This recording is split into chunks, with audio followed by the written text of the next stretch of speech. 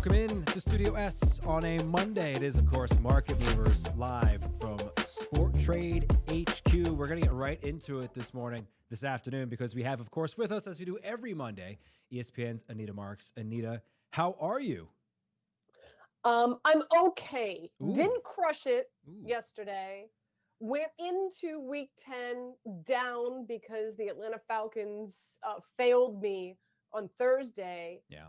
And then I had Seattle in the over on Sunday morning. So by the time the regular slate rolled around 1 o'clock in the afternoon, man, I was digging myself out of a deep, deep hole. So I'm in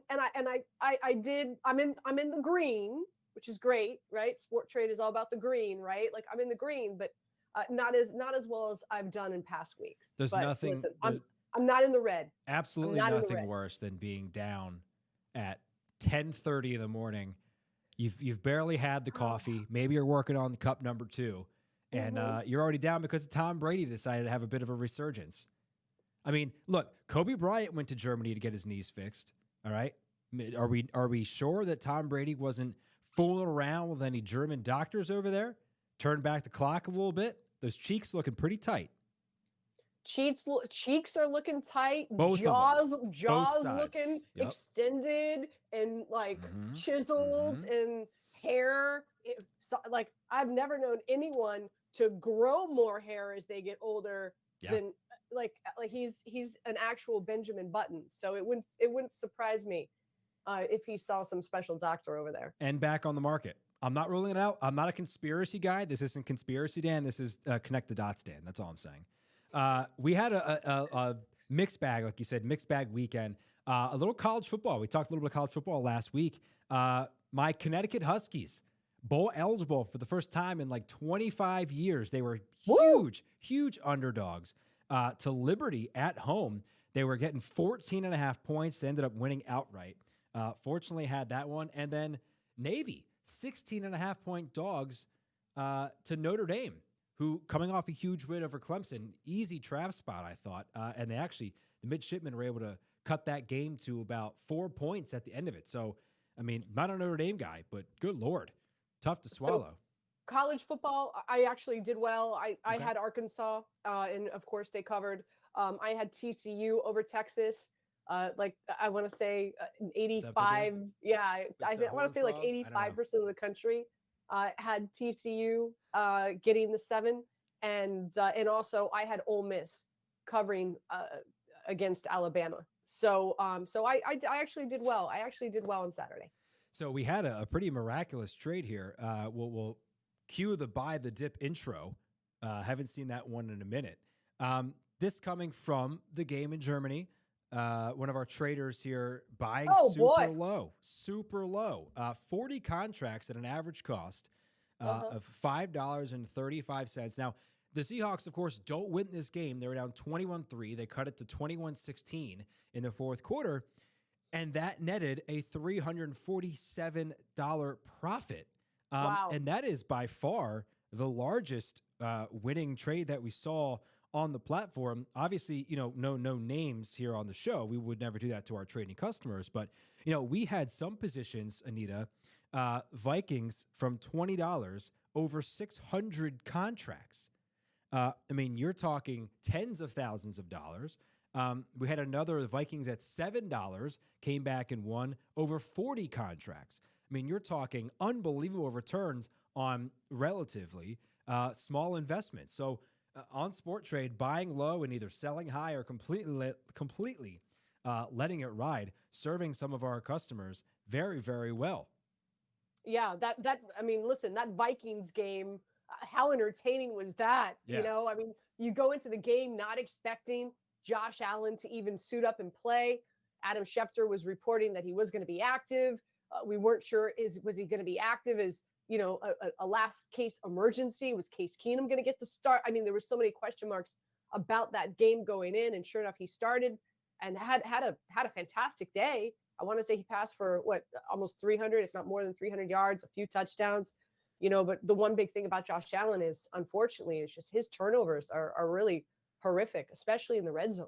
So he's got to clean that up if the Bills have any chance of winning a Super Bowl. But I won with the Vikings. I took the Vikings to win straight up at $57.50, and of course they won in overtime, 33-30. So that was a big payday for me. I love the Steelers. We talked about it last week. That was one of my favorite plays. The Steelers, 13 days rest. Meanwhile, the Saints coming off of a short work week and a very physical game against the Ravens that previous Monday. I love the Giants. Believe it or not, I had the Packers plus 5.5. That paid off for me. I had the Detroit Bears as well as the Cleveland and Miami Dolphins over as well. So those were a few of the games that I was quite profitable on Sport Trade this week. We've seen a lot of movement in our futures markets too. I just pulled it up while you were talking here. You know, the Bills have now lost 2 straight games. They've lost $9.50 on their total. They were at $27.50, now down to just $18. So we've definitely seen sort of a flattening of the field here.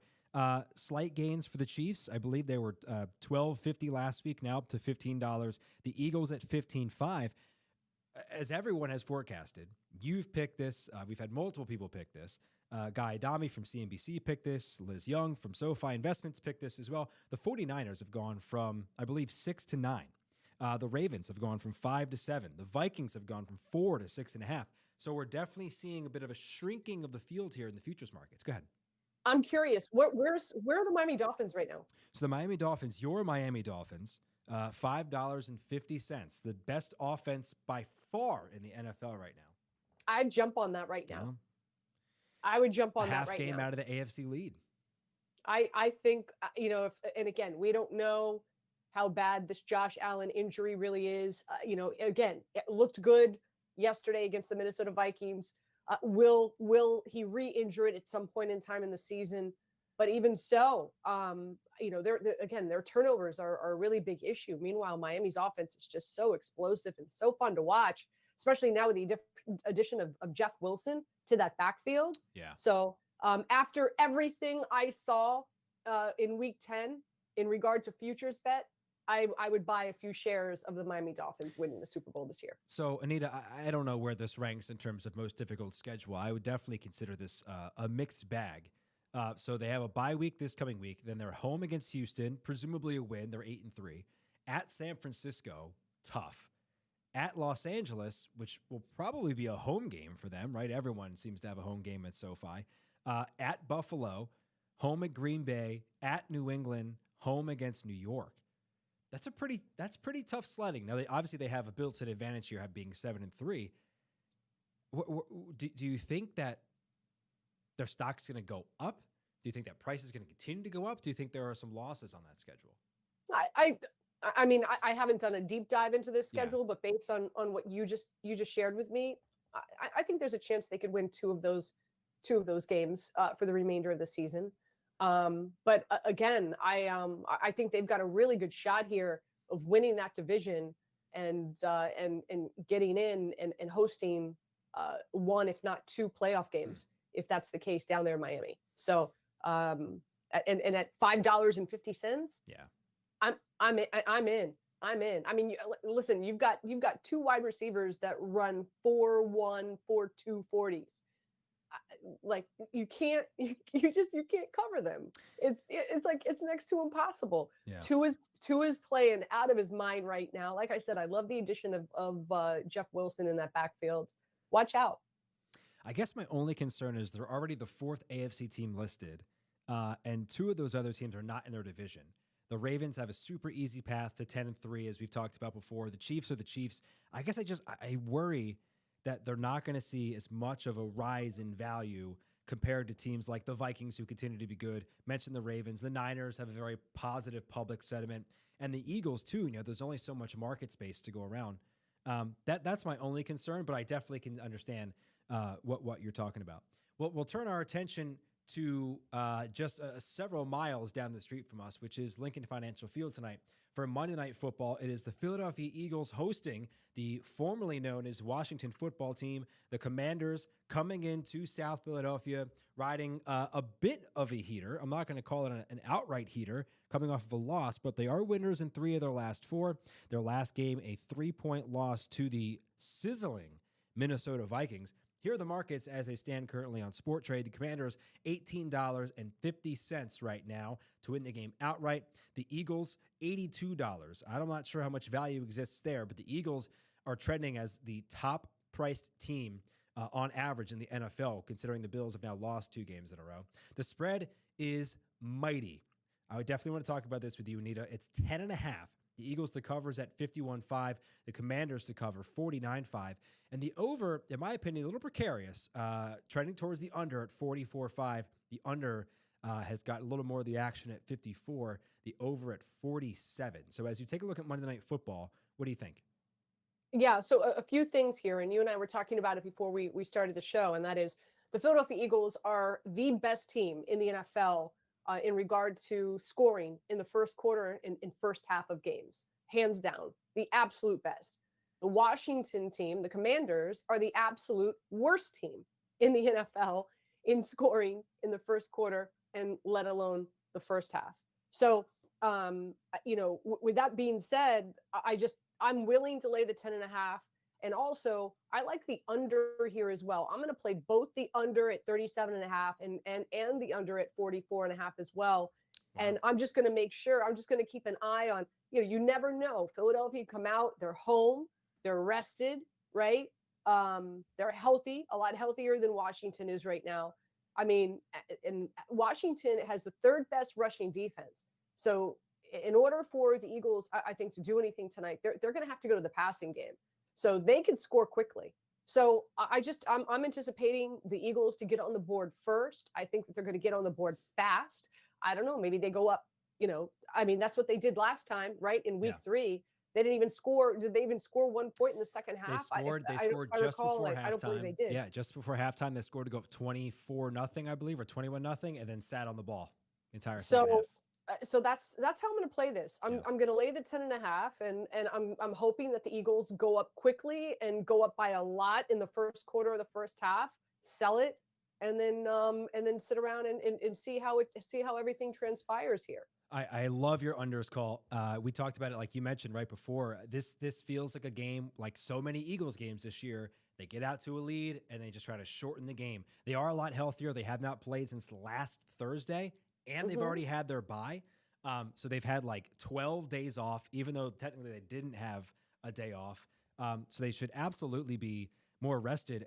I was thinking about, where is the value here, right? We have so many large numbers in this market. As you're seeing to the right of you, you have the Eagles at now 82.5.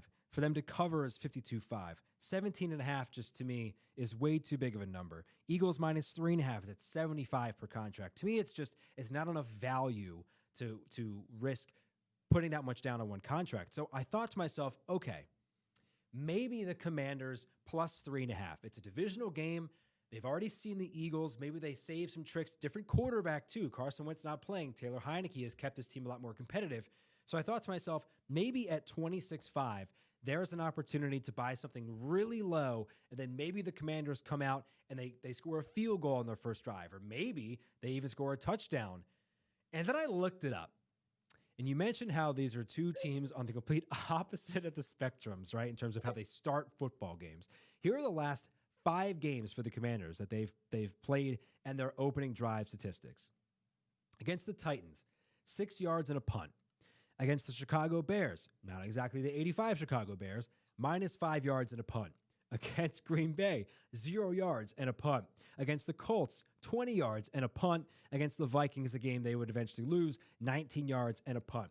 So I liked the idea in theory, and then as soon as I looked into it, I decided this is not anything I should be anywhere near. But I do like your unders play. I love 37.5 under, because as we saw last game as well, Terry McLaurin, in my opinion, really the only wide receiver who could probably go off against the secondary, but Darius Slay and James Bradbury have played him very well. I don't think this is a game where the Commanders are going to be able to move the football. I really like 37.5 at 33.5. I'm going to ride with you on that. Yeah, I'm not expecting much from Terry McLaurin tonight. As you said, it's Darius Slay, it's Bradbury. They're two of the best in the business. The one player, and I wish Sport Trade, I wish we could trade on some player props. That would be fantastic. It's in the pipeline. Let me tell you, it's in the pipeline. Good. Curtis Samuel and I'm wearing his shirt for my digital show on ESPN Plus in just a few minutes.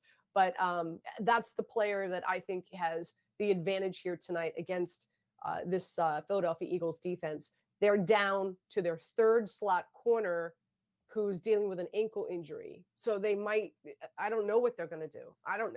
And the chemistry between Curtis Samuel as well as Taylor Heinicke has been really, really fantastic. In fact, I want to say last game, they went away from Curtis Samuel, and even the offensive coordinator spoke to the media later on in the week and was kind of like regretful that he did that. So I'm expecting some more targets for Curtis Samuel. He has the more favorable matchup. And so that's the player that I'm eyeing, that if the Eagles have, if Washington has any success against the Eagles defense, in my opinion, it'll be through Curtis Samuel. Well, you can follow our trades all night because this is serving as a little bit of a preview here. We're going to be live on Twitter Spaces, Anita and myself, from the Sport Trade account at halftime of Monday Night Football. We will tell you exactly how these under bets are doing, these under trades. I might even go half a contract on the Washington Commanders plus 3.5, just to see, right? That's only what? I'm not a math major, but that's only like $13 for half of a contract. That's not so bad. I might end up doing that. And we will tell you exactly how they're doing, and then we'll tell you how to chart your path forward heading after that. While we're promoting things, remind you about the Market Movers weekly sweeps here. We're giving away $100 every week. All you got to do is follow Sport Trade on Twitter and quote tweet our Market Movers show with hashtag TradeUpNewJersey. All right, it is that time every Monday, as we always do. It is time for The Price is Tight. This is a pricing guessing game between Anita and myself, where we are guessing the favorite for NFL Week 11 games and the price of which you can buy them to win outright on Sport Trade. Anita has been crushing me of late. Not surprising. She's the sports trading analyst expert here, and I'm just a lowly person who gets paid to talk for Sport Trade. So we'll dive in, Anita. Our first game is Bears and Falcons. What do you think about the Bears and Falcons, two teams coming off very disappointing losses? So a few things. I do believe that the Atlanta Falcons are going to be favored here because they're at home. Again, odds makers, they place that 3 points, in favor of a home team, which means if these two teams played on a neutral site, they'd be even. I disagree with that. I love the way that the Bears are playing. I love this offense. I'm so excited for Justin Fields. They add Claypool, who didn't do much yesterday, but still, I think he opened some things up on that offense. And as we know, this is an Atlanta Falcons team, totally wet the bed last Thursday against Carolina. Unbelievable. But with that being said, I'm going to go Atlanta 52, but I do believe the wrong team is favored here. I kind of like the Bears as well, only from the standpoint of that Falcons defense is one of the worst against the run, one of the worst in general. And Justin Fields has looked to be unstoppable at this point, and I don't think that Atlanta defensive staff is going to have the answers to the riddle of how to solve him quite yet. I think the answer is coming. I don't think it comes this week. But we have seen in our pricing on Sport Trade, home teams get a heavy hand when it comes to this pricing. So I actually said it was Falcons 58, and it turns out it was Atlanta 60 in our markets. That's ridiculous. So I'm curious, what's the Bears straight up to win then? So the Bears straight up is 41-5. So the Falcons now, they were 60. They were at 59.5. The Bears are 41.5 right now. Okay. I'll pull up our live markets. I'm on that. As soon as the show ends, okay. I'm on it. Anita's on the Bears. There we go. Okay, so she's on the Bears. Our next game, Jets at Patriots. Now, this is an interesting anecdote that I track the prices every week for Sport Trade. I do it for not only us, but for myself to make sure that I'm up with the trends and how we're pricing things, Nita. I was shocked to find that the Jets, who are 6-3, have never been a favorite all year. Not one time have they been favorited, a price over $50 in the to-win market to win a single game this year. And now they have to go to the Patriots, a team that has proven to be stingy defensively. And their quarterback, Zach Wilson, I think, kind of sucks. So I look at this and I say, I think the Patriots are going to be not only favored at home, I think this is going to be pretty lopsided. And if my thought process was, well, the Falcons are probably worse than the Bears, but they're at home and they're 58, that I probably have to go a little heavier with the Patriots too. So I said Patriots 60. So these two teams met before already so far this season. As we know, Bill Belichick, not that Zach Wilson is a rookie, but he is still young and his, wet behind the ears. 3 interceptions the Patriots had against Zach Wilson. And of course, we know Bill Belichick really good in regard to scheming for young, inexperienced quarterbacks in the NFL. So I love this Jets defense. I think they're sensational. I want to know what the under is. Like, I'm going to play I think the play in this matchup is the under, but it's the Patriots. They're at home. Bill Belichick against a young, bad Zach Wilson. I'm going to go Patriots 58. Now, having said that, Zach Wilson did throw for 355 yards and 2 touchdowns, but 3 interceptions just 2 weeks ago. Yeah, so we're aligned there, and I just barely edged you out. New England 63. Oh wow! So very close. Our next game here on the Price is Tight. Cowboys and Vikings. Go ahead. Okay, so obviously, the Vikings come off of that unbelievable, exciting overtime win against the Bills yesterday. Now they're going to be back at home. Their home field advantage is huge. I'm sure architecturally the way that they designed their field. A lot of birds had to die for that home field advantage, Anita. A lot of birds were sacrificed in that glass house. So it's one of the most difficult places to play. And meanwhile, of course, the Cowboys coming off of a surprising, shocking loss to the Green Bay Packers. I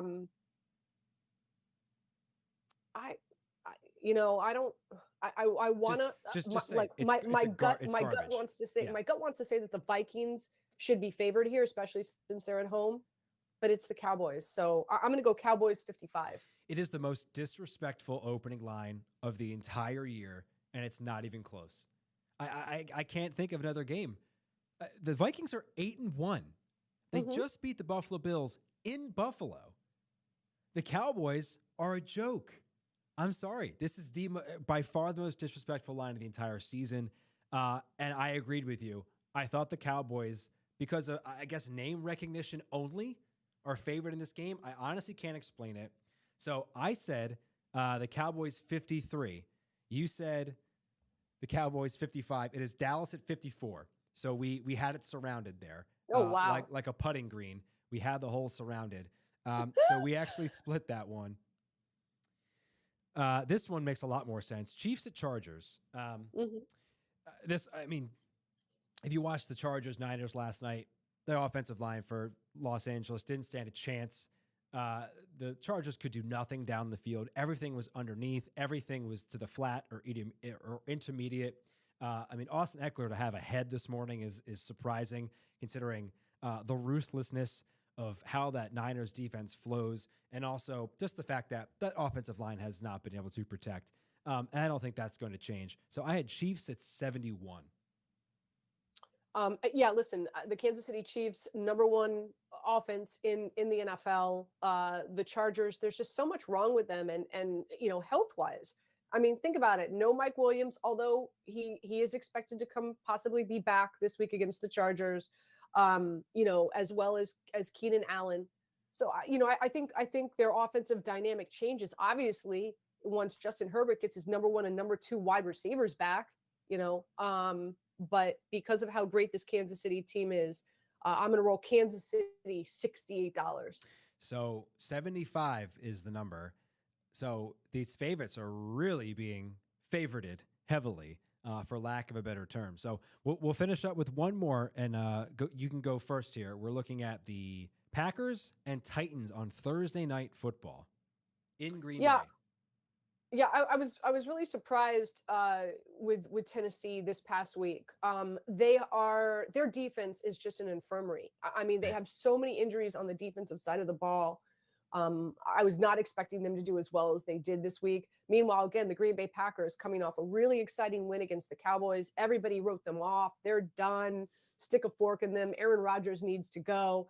And this will be the second week in a row. Of course, they're playing at Lambeau Field. So I'm going to go Packers 58. Sorry, I almost just sneezed. I also have Packers at 58, and it is indeed Packers at 58.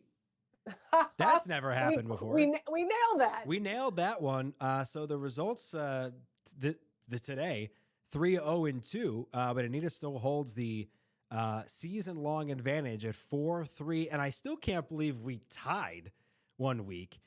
So that's where we are, 4-3-1 in favor of Anita. I'll remind everybody once more, our Twitter Spaces going on at halftime of Monday Night Football this evening against the Commanders and against the Philadelphia Eagles. Again, just to remind myself and everybody of our trades. So, Anita, you were on the under, right? 44.5 and 37.5. Correct me if I'm wrong. Yes, that's right. So I'm going on the under 37.5 and 44.5. And again, my strategy here is the Eagles, best team in the NFL in regard to first half and first quarter scoring. The Washington team, the Commanders, the absolute dead last, 32nd worst team. So my play here is I'm going to lay the 10.5 with the Eagles to see what happens and possibly see where I could trade that at, let's say at the end of the first quarter or maybe at the end of the half. Also, these two defenses, they're quite good. Washington, top 3 defense against the run, and the Eagles, number 1 in the NFL in regard to turnover margin. Yes. They are plus 15 in turnover margin. The next team is plus 6. Yeah, it's just been to kind of give you an idea. Yeah. So they're deep. Defensively, love Ron Rivera. Defensively, these teams do well, but offensively, again, I'm expecting the Eagles to jump up and take a significant lead, whether it's at the end of the first quarter or the first half. I think, and correct me if I'm wrong, if you have this in front of you, great. If not, don't worry about it. I think the Eagles have 3 turnovers all season offensively. It's just been unbelievable. I know you have some other games that you like this week, Anita, so why don't you run them down for us? I do. So 2 specifically, how can you not love this Giants team and what they've been able to do this season? Yeah. And they're going up against the Lions. So I'm looking at that Giants just to win outright. I'll lay, and I'm not sure if it's 3, 3.5, 2.5, 3.5, whatever it is. I'll lay that number as well. And also, I'm going to roll again with the Pittsburgh Steelers. Why not? Whoa, right? Okay. Like Pittsburgh Steelers going up against Cincinnati. They have TJ Watt back. I know Fitzpatrick didn't play this past Minka. He did not play this past week because of a appendectomy. Yeah, right. His appendix. Hopefully they get him back as well. And the Steelers and Kenny Pickett look better this past week. And I'm sure the 13 days of him being able to like truly practice and get a good grasp of that offense helped him out a lot. So I like the Steelers getting the 5. I love that. I love it. Okay. Some great plays there from Anita. Again, make sure you join us on our Twitter Spaces at halftime on Monday Night Football. That'll do it for this edition of Market Movers. Thank you so much for joining us. Of course, we're here every Monday, Tuesday, Wednesday, Thursday, 4 o'clock for all your sports trading needs and or desires. We'll see you tomorrow.